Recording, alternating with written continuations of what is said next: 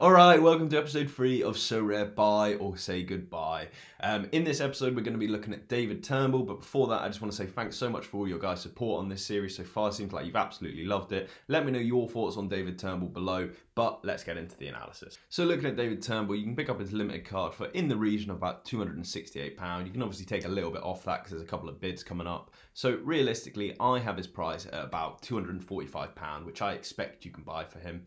In terms of his upside, he's one of those absolute dominant challenger midfielders, so somewhere similar in the region of Gedson Fernandes and Joey Veerman. The reason why I've added them together and actually divided to get their kind of average price is because I think Veerman's so overpriced, or at least definitely overpriced compared to Gedson, and Gedson could be considered slightly a bargain, and there's obviously that risk of a new club and you don't know how they're going to settle in.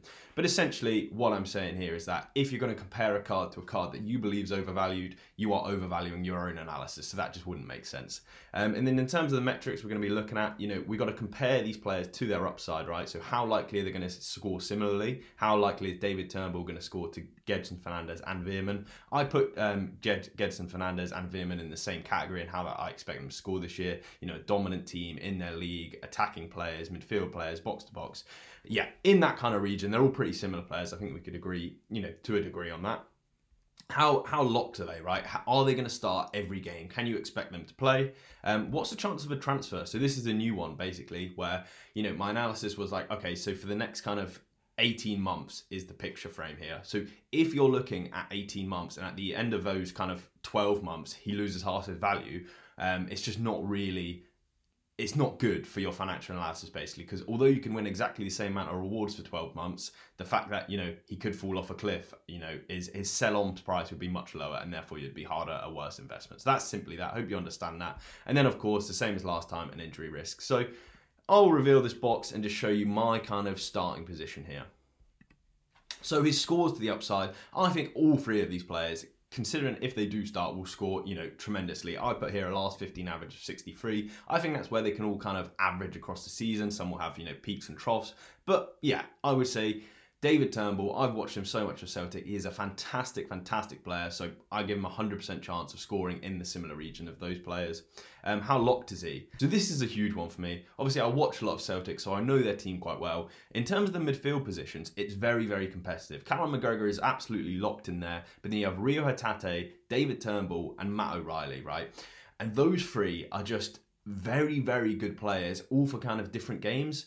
And in my mind, David Turnbull, if you look at a lot of the Celtic predictions, he does not compare to kind of Matt O'Reilly. Like, Matt O'Reilly's younger, he seems to have hit the ground better. They do kind of do slightly different roles, but they do maintain the same spot. So for me, it's pretty much between Matt O'Reilly and David Turnbull for who's going to get the kind of right side of midfield spot. And you would have seen this if you watch kind of Quinny's review of Celtic. I think, pretty similar. He's absolutely spot on in that kind of regard. So then, I basically give him a 50-50 chance of starting between Matt O'Reilly and David Turnbull. So you're probably thinking, okay, so 50-50, why have you given it a 40%? Essentially, I want to take off 10% for outfield players if they are 50-50.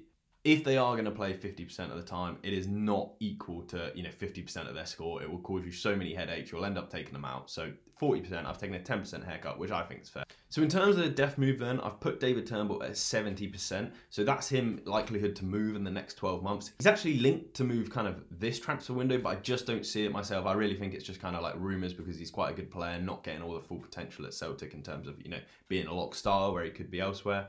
But if he does move, the Premier League would be a huge opportunity for him, which I could see. He's not going to slot into a top 6. He might not even slot into a top, top half of the table.